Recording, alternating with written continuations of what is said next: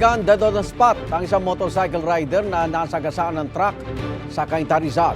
Ayon sa truck driver, hindi niya napansin ang motor at nakita na lang niya na nakahandusay na lalaki sa kalsada.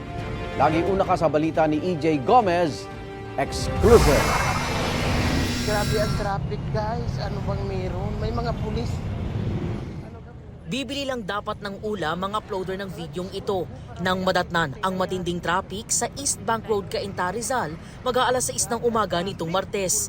Ang traffic dahil pala sa aksidenteng sangkot ang isang trailer truck at motorsiklo. Malakas na yung takbo at tingnan na. The killer truck.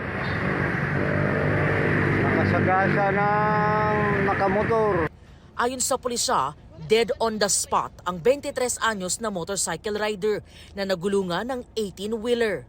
Nag-attempt na mag-overtake tong ating biktima, lula ng kanyang motorsiklo. Meron siya nakasalubong na isang sasakyan. Ang ginawa niya, bumalik siya roon sa lane nung kasabay niyang truck na doon siya nahagip nung truck na sa tingin namin na nasagi or na out of balance, and then nasagasaan ng kanyang ulo na ayun ang sanhi ng kanyang kamatay. Nasa pool sa CCTV ng isang kainan ang naganap na aksidente. Kita ang pulang sasakyan na nakasalubong ng umovertake na motorcycle rider. Ang rider bumagsak at nagulungan ng trailer truck na may kargang mga mantikang i-deliver nito. Inaresto ng Cainta Police ang truck driver.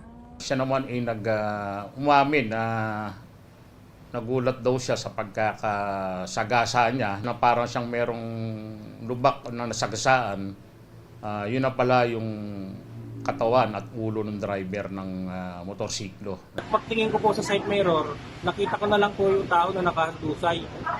Hindi ko po alam kung saan siya galing, kung kasalubong ko siya o kasunod ko siya. Ako po yung hihingi ng tawad doon sa pamilya nung na-aksidente na hindi ko po sinasadya yung nangyari.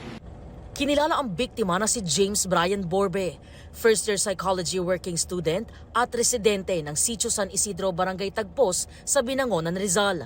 Ayon sa kanyang ina, pauwi na si James galing sa trabaho bilang isang call center agent sa Ortigas nang maganap ang aksidente.